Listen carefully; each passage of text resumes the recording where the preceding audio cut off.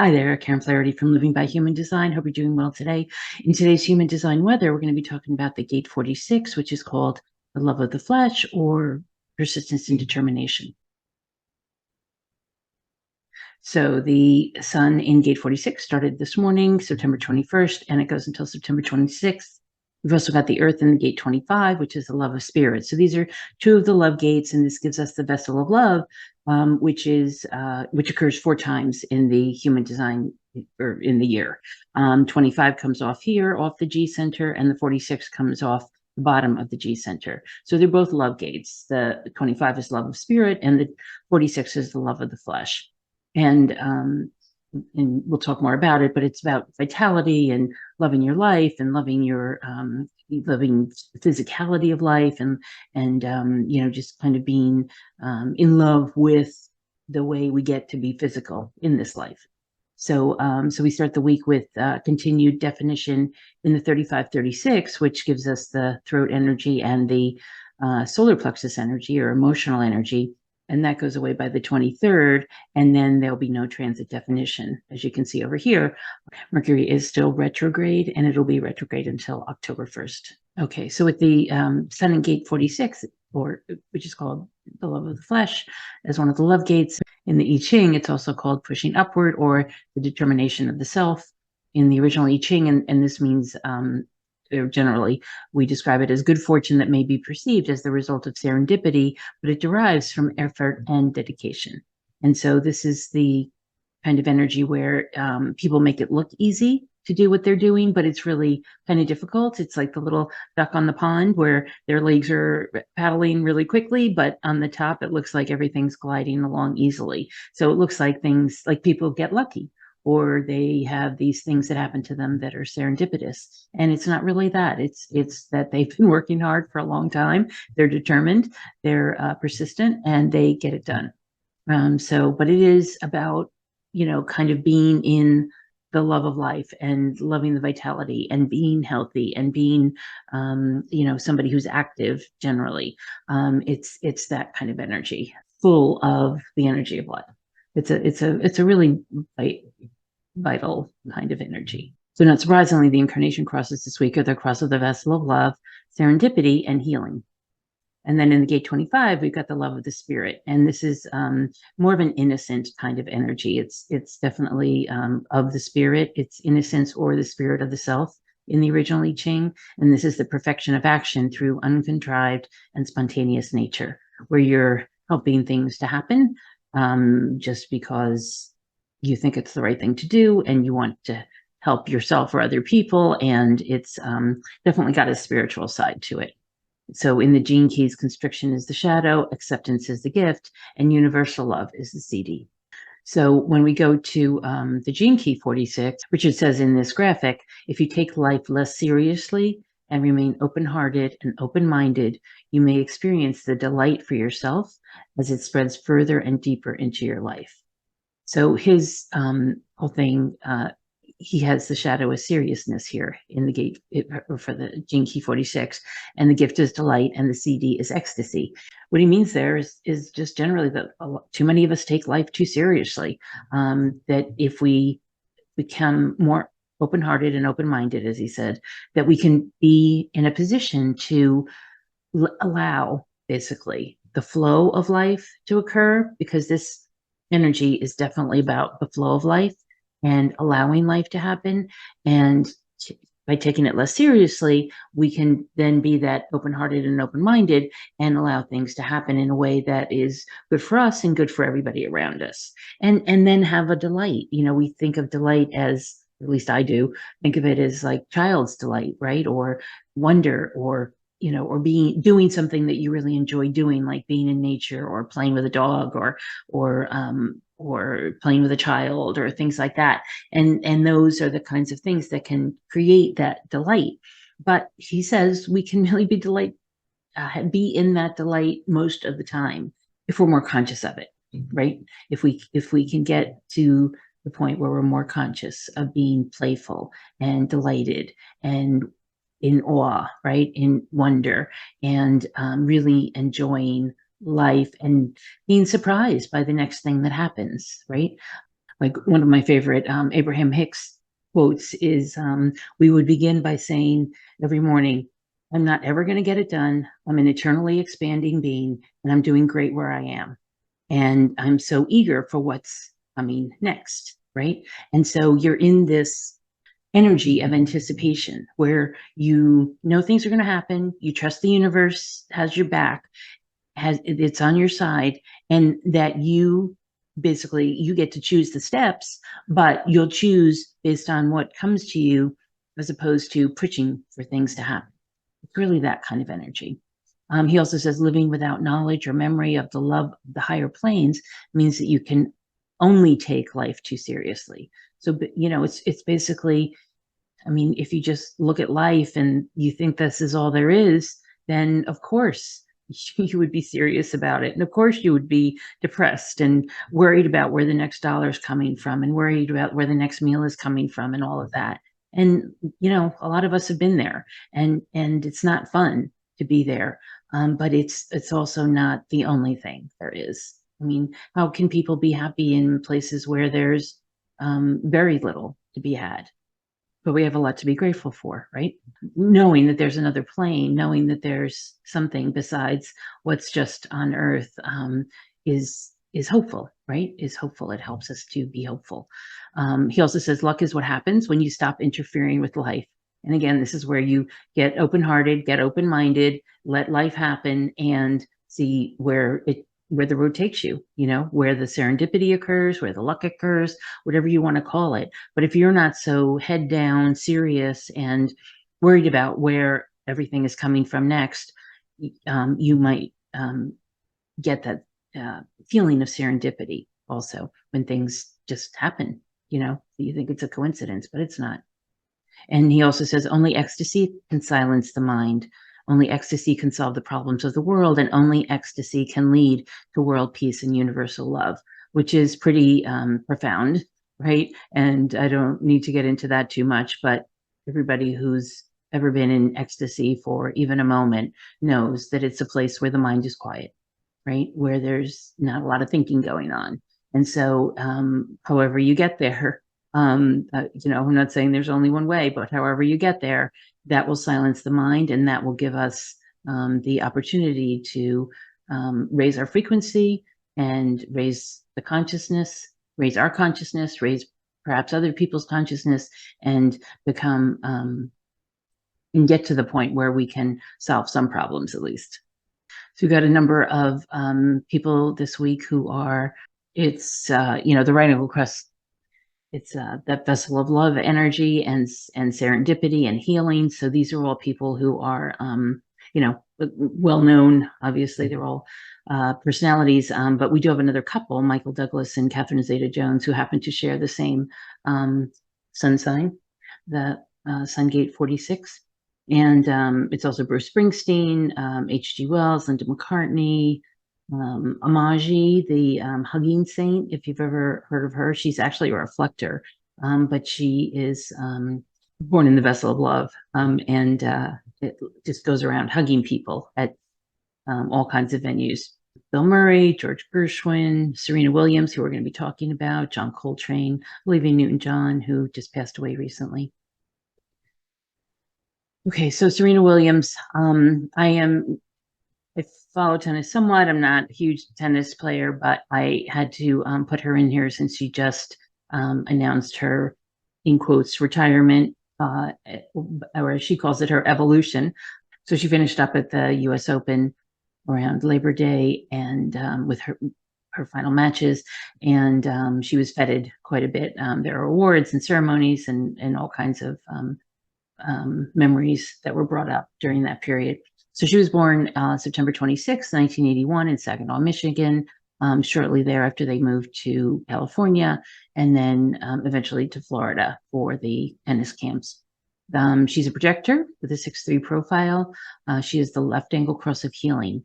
In tennis, she's typically referred to as a GOAT, the greatest of all time. And as I said, she's recently retired from tennis, but she is also CEO of Serena Ventures and has a clothing line and now a new book and quite a number of other things going on. Over her career, she had a total of 73 singles titles, and including 23 Grand Slam titles since she became professional. Well, since 1998, but she became a professional in 1995.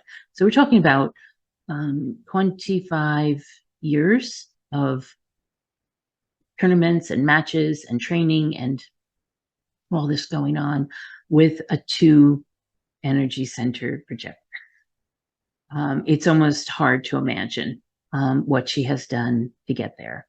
And knowing what you probably already know about projectors, I'll just say she's not a typical projector. And she has shown herself to be someone with a lot of energy, a lot of drive, a lot of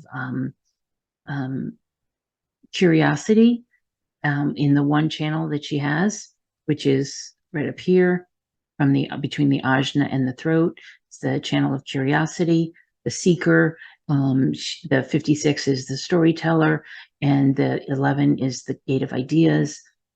She's got loads of ideas and lots of energy to do them, as she is taking in, I would say, energy from other people. Serena does not have in her chart energy herself. And so, she's not emotional. She doesn't have any of the motors. She doesn't have the root defined or the sacral, solar plexus, or will center. She's completely open. She has an open G center. She does have those 2 love gates and then 2 leadership gates, and then the open spleen and the open head at the top.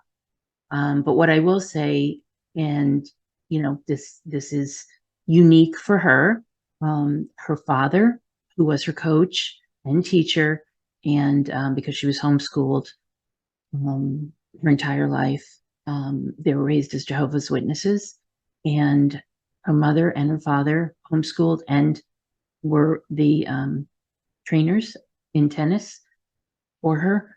She had a few other trainers in just the past few years, but for the most part of her life, Richard Williams, her father, was the trainer, coach, teacher, school teacher.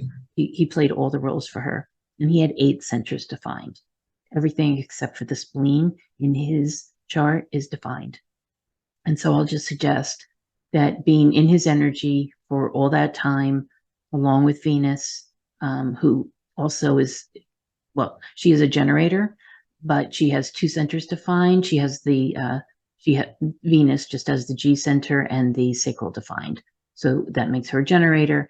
And of course, Serena was playing with her most often in her doubles, when they played doubles. So I would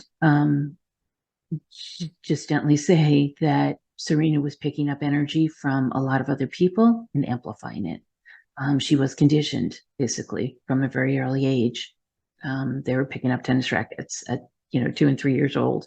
And she was conditioned very early on with her father's energy and her sister's energy, and most likely her mother's energy. I didn't run her mother's chart, most likely her mother as well, to have this, to basically take in their energy and amplify it and use it as her own. She is now evolving into her Serena Ventures, and it's a great time to be doing this because she hasn't even come up to her Uranus opposition yet, which is in 2024. But if she, it's just a good time for her to be slowing down to a certain extent, perhaps growing the family, growing the Serena Ventures, but not being on the very grueling tennis circuit as long as she has been. And just give her lots of credit for what she's done so far. She does have so that 46 is all about persistence and determination, right?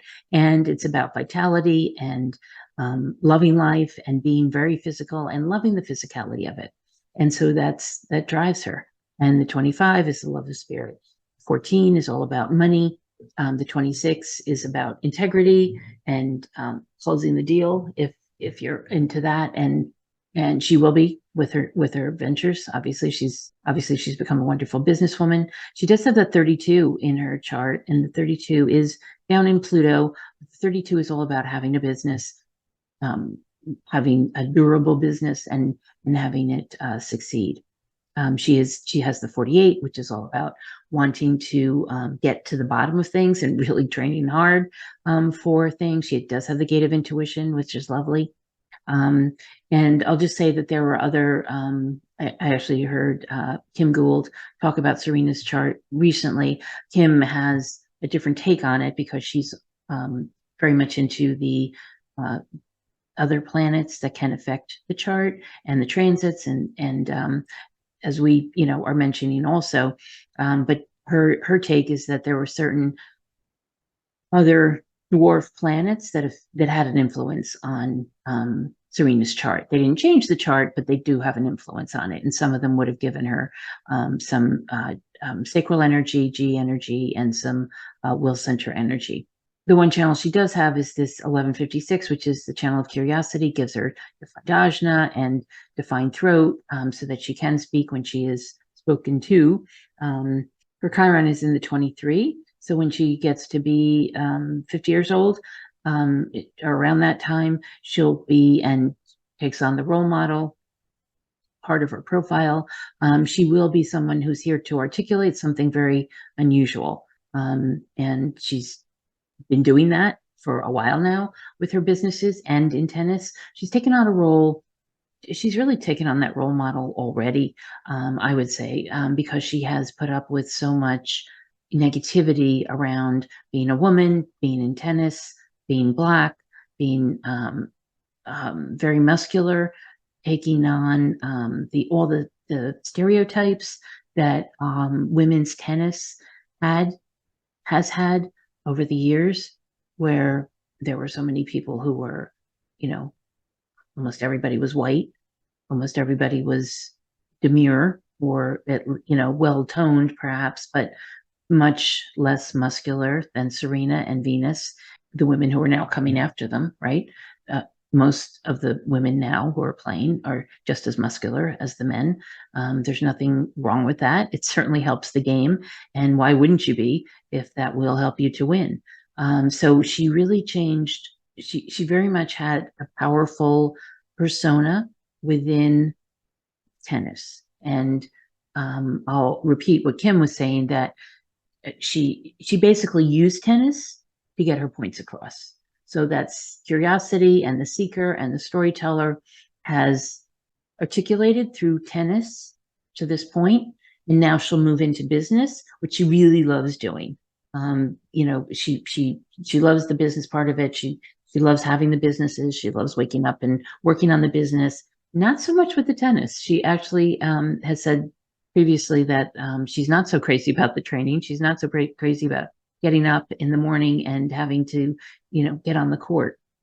And she did have a lot of injuries over her 25 years in the sport. So, and I would say thank goodness, because in a way that was slowing her down at times so that she would have time to rest. I mean, granted, tennis it's a grueling sport, but it's sporadic, right? So there were big titles a year plus all the other tournaments.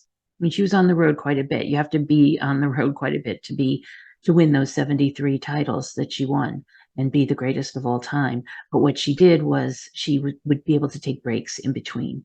And as a projector, she needed those breaks. So while she was taking in everybody else's energy and using it to her advantage when on the court and when she needed it, and as she was training, she still had her quiet time, hopefully, her rest time, her, time to recuperate from the injuries that she had. And there were quite a number of them. And even after the birth of her child, she was suffering from an embolism, and needed time she needed a break.